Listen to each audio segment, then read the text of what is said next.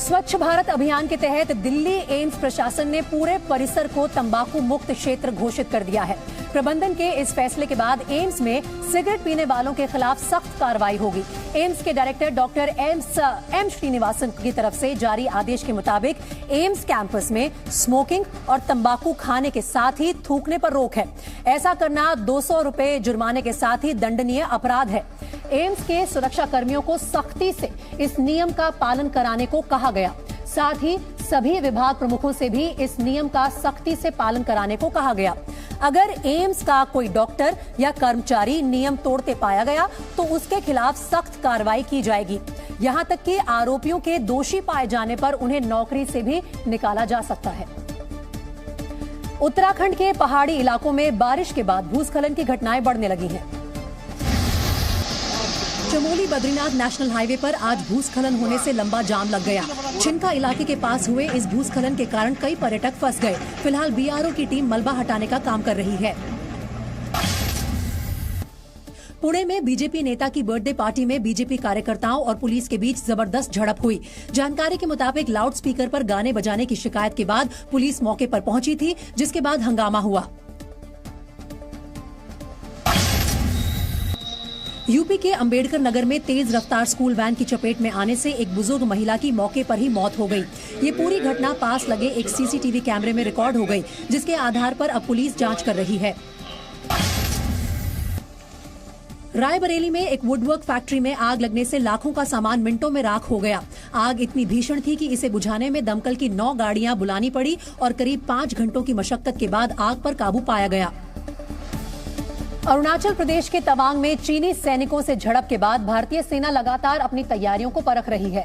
आज भारतीय सेना एक साथ 3 ड्रिल्स में शामिल है। दरअसल उत्तर पूर्व में चीन की सीमा के पास एयरफोर्स की ड्रिल कल से ही चल रही है। इस युद्धाभ्यास में रफाल, सुखोई, अपाचे जैसे एयरक्राफ्ट का दम देखने को मिला। इस युद्धाभ्यास का आज आखिरी दिन है। वहीं दूसरा युद्धाभ्यास कजाकिस्तान की सेना के साथ मेघालय में चल रहा है, जो 15 दिसंबर को शुरू हुआ और 28 दिसंबर तक चलेगा। तीसरा युद्धाभ्यास आज से नेपाल के साथ शुरू हुआ। सूर्य किरण नाम के इस युद्धाभ्यास का ये 16वां चरण है। 29 दिसंबर तक चलने वाली ये ड्रिल नेपाल के आर्मी बैटल स्कूल सालझंडी में हो रही है। इस ड्रिल का उद्देश्य आतंकवाद और आपदा राहत कार्यों में दोनों सेनाओं का अनुभव साझा करना है।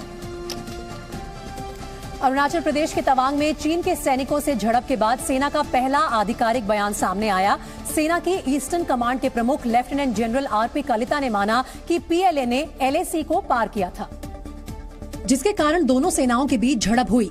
PLA patrol had transgressed and which was contested very firmly and resolutely by our forces on ground, which led to some amount of physical violence. उन्होंने कहा कि मामला स्थानीय स्तर पर मौजूदा मैकेनिज्म के आधार पर सुलझा लिया गया।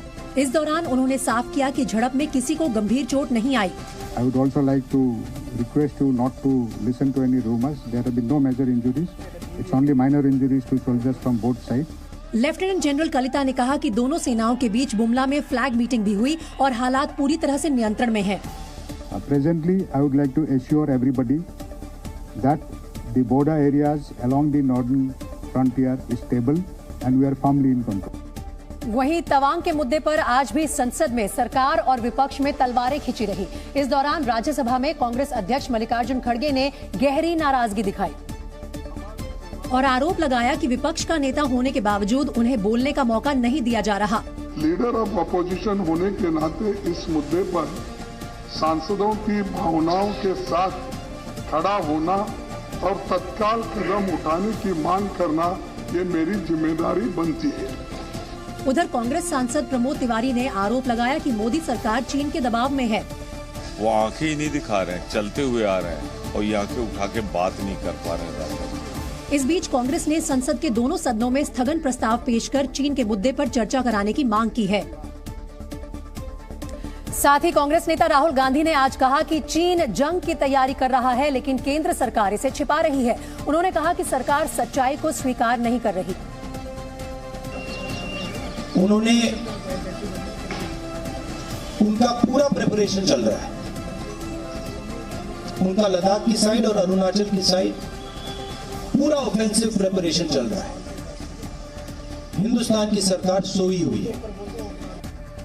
तो राहुल के बयान पर बीजेपी ने पलटवार करते हुए कहा कि वो देश में भ्रम फैलाते हैं। राज्यवर्धन राठौड़ ने कहा कि चीन से राहुल गांधी की इतनी नजदीकी है कि वो क्या करने वाला है राहुल गांधी को पता होता है। अब इतनी नजदीकी उन्होंने कर ली है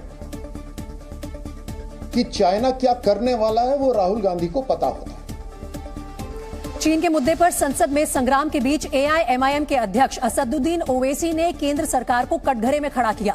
उन्होंने सरकार पर बहस से भागने का आरोप लगाया और सवाल किया कि इस मुद्दे पर संसद में बहस क्यों नहीं हो सकती। ओवैसी ने ट्वीट किया कि अगर चीन हमारी सीमाओं पर कुछ कर रहा है तो देश और संसद इस पर चर्चा क्यों नहीं कर सकते। चीन के गलत कामों को छिपाने और ढकने में सरकार की दिलचस्पी क्यों है। इस बीच आजमगढ़ से बीजेपी सांसद दिनेश लाल यादव निरुआ ने चीन को करारा जवाब देने के लिए लोकसभा में अहिर रेजिमेंट बनाने की मांग कर दी है। ये आप बना के देखिए, जिस दिन अहिर रेजिमेंट का नाम सुन लेगा चाइना, अभी जो हरकतें कर रहा है वो तो छोड़िए, 62 का जो उसने सीमा रेखा लगा था ना, उसके पीछे जाके खड़ा हो जाएगा, क्योंकि उसको याद है कि अहिरों ने कैसे उसको पटक पटक के मारा था। विजय दिवस पर बीएसएफ की टीम ने हैरत अंगेज कारनामा दिखाया। इस दौरान सीमा भवानी टीम के 2 जाबाजों ने बाइक पर double riding on ladder stunt किया और वर्ल्ड रिकॉर्ड अपने नाम किया।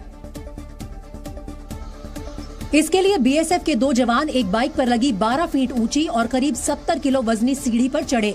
इस दौरान बाइक 2 घंटे से भी ज्यादा वक्त तक बिना राइडर के चलती रही।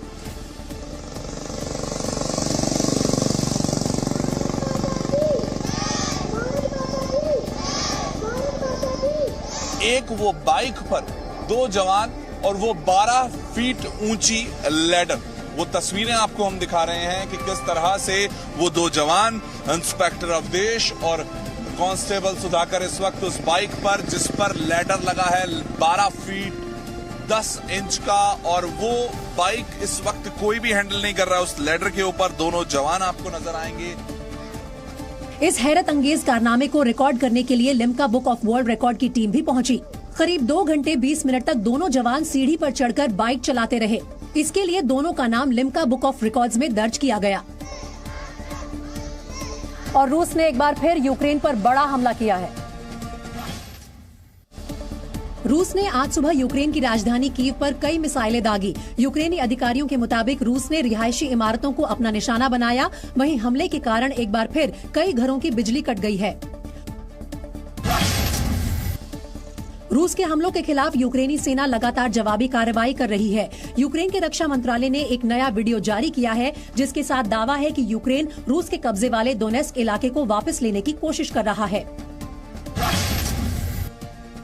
टेक्सास के मिलिट्री बेस पर एक फाइटर जेट हादसे का शिकार हो गया। लैंडिंग के दौरान हुई कुछ गड़बड़ी के कारण प्लेन रनवे से टकराया, जिसके बाद धुआं उठने लगा।